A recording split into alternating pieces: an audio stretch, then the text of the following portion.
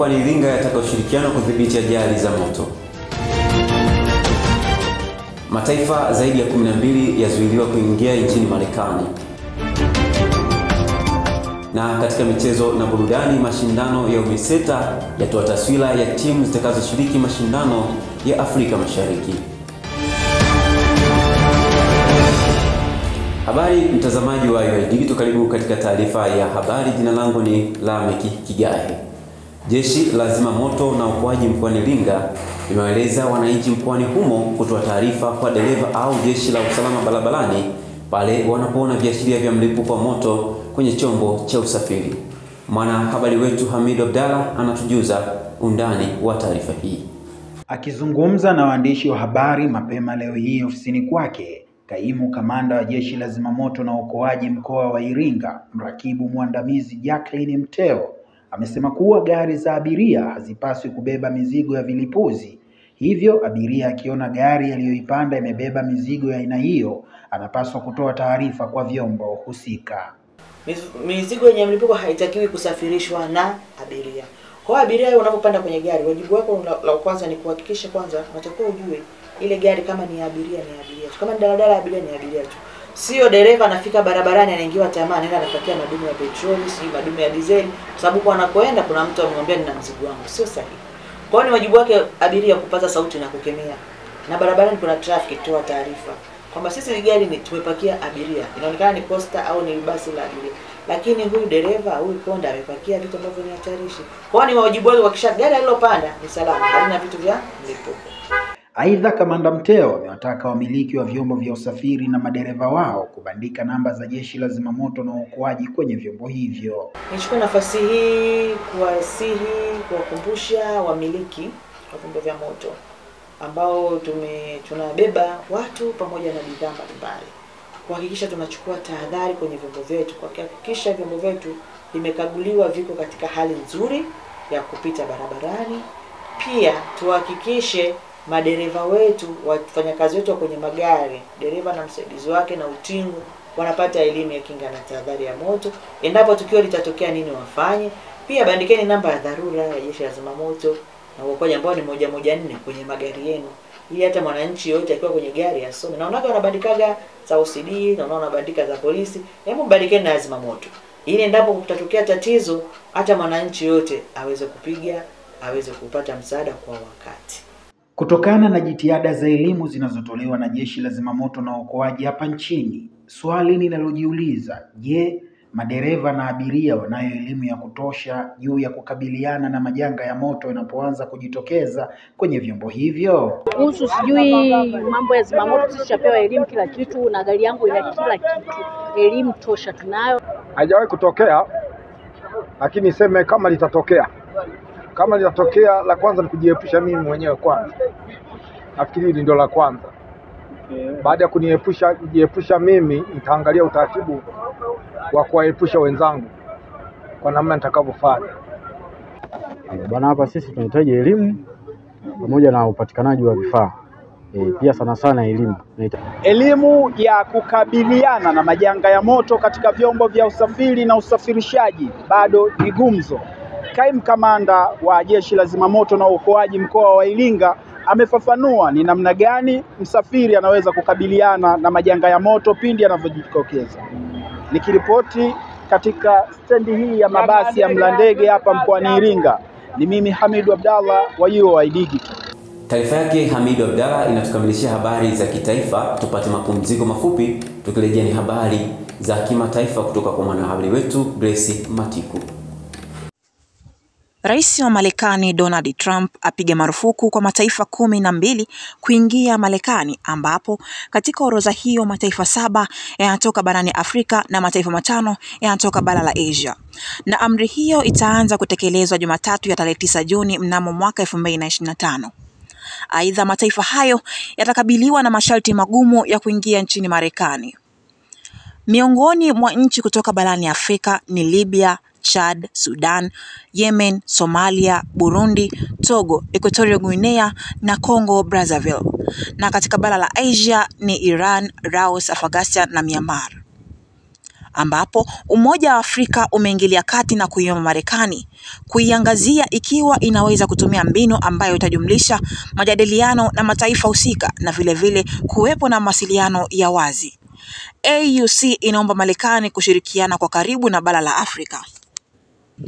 Mmoja wa raia kutoka Somalia, Mogadishu, anasema sikubaliani kabisa na Rais Donald Trump kwa sababu Wasomali husafiri kwenda Marekani baada ya vita na sasa wanajenga maisha yao mazuri huko nchini Marekani, na tunaomba rais abadilishe mtazamo wake, watu wetu waweze kuishi kwa amani huko nchini Marekani.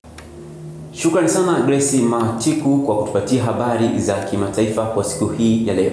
Mtazamaji wa UoI Digital, hii ni taarifa ya habari kutoka hapa UoI Digital. Tupate mapumziko mafupi, tukirejea ni habari za michezo na burudani zitakazoletwa kwako na Angela Msele. Nikusihi endelea kuwa nasi.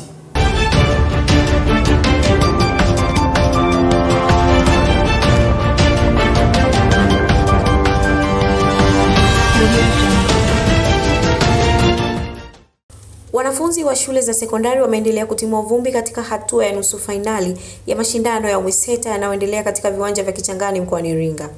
Mashindano hayo yamemuibua mwanadada mwenye kasi ya ajabu Sharifa Rashid kutoka mkoani Pwani. Amefanikiwa kutoa ubingwa wa nusu fainali katika mbio za riadha kwa mita 100 kwa upande wa wasichana. Mbali na ubingwa huo, pia amefanikiwa kutinga hatua ya fainali kwa mbio za mita 200, huku timu yake kutoka mkoani Pwani ikiibuka kidedea katika mbio za relay za mita 100. Sharifa ameeleza furaha yake baada ya ushindi pamoja na kuahidi kwenda kuwakilisha vema nchi katika mashindano ya Afrika Mashariki. Najisikia furaha. Najisikia vizuri sana kwa sababu na mimi nilikotoka nilijipanga, nilikuwa nafuata gold na niliahidi kwa mfadhili wangu kama naenda narudisha gold medal.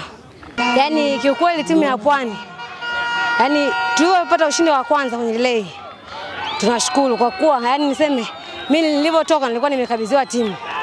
Manake wenzangu ambao nimekimbia nao, kwa unavyoona mwingine alikuwa ameachwa, lakini mimi niliwekwa ili ya kufuta makosa ambayo wenzangu watakuwa wameyafanya. Naambia wana Pwani, mimi nipo kwa ajili yao na nitakufa kwa ajili ya mkoa wangu. Mshindi wa pili katika mbio za mita 100 ni Lea Fimbo kutoka mkoani Mwanza, huku mshindi wa tatu akiwa ni Madalema Sylvester.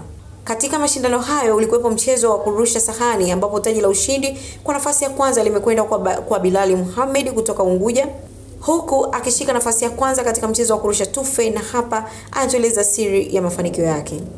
Ukijituma na kitu unachotaka unafanikiwa. Ni mazoezi, jitihada yangu, ndio maana michezo yote niko napambana. Nafasi ya pili katika mchezo wa kurusha kisahani imekamatwa na Philbert Lucas kutokea Tabora akirusha kwa mita 33 na sentimita 49, huku ya tatu ikichukuliwa na Kelvin Mwita kutokea Mara. Kwa upande wa wanawake, bingwa ni Ratifa Idi kutokea Tanga akiwaburuza wenzie kwa mita 27 na sentimita 70 kwa mchezo huo wa kurusha sahani. Mashindano haya ya UMISETA yanatarajiwa kujenga timu mbalimbali zitakazokwenda kuiwakilisha vema nchi yetu katika mashindano ya Afrika Mashariki. Nikiripoti kutoka mkoani Iringa, Angel Msele wa UoI Digital. Mtazamaji wa UoI Digital, kabla ya kuhitimisha taarifa ya habari kwa siku hii ya leo, tujifunze lugha adhimu ya Kiswahili kupitia msamiati wa leo kutoka kwake Kalim Yasin.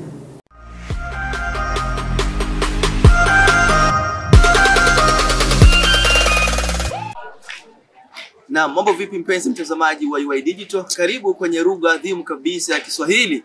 Na leo tuko na msamiati unaitwa fatani. Je, wewe unafahamu maana halisi ya huu msamiati? Twende kutazama wanafunzi wa chuo kikuu cha Iringa kujaribu kutuelezea wao wanafahamu nini juu ya msamiati huu fatani.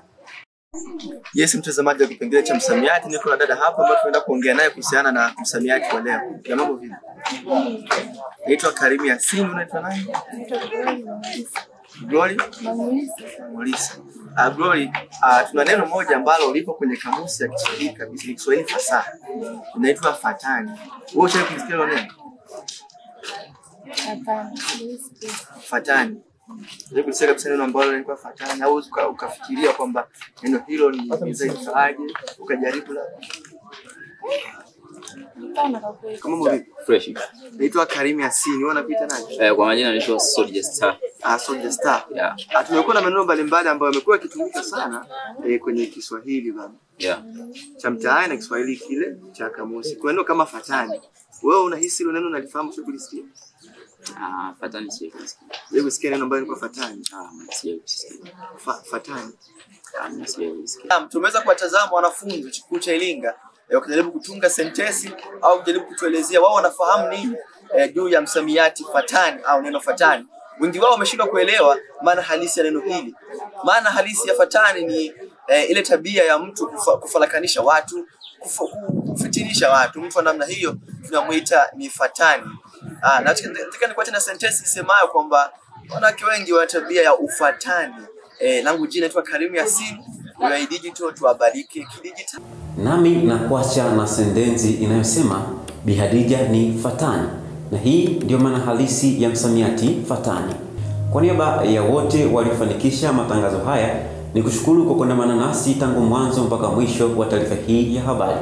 Ulikuwa nami Lameck Kigae, nikutakie utazamaji mwema wa taarifa ya hapo kesho. Asante na kwaheri.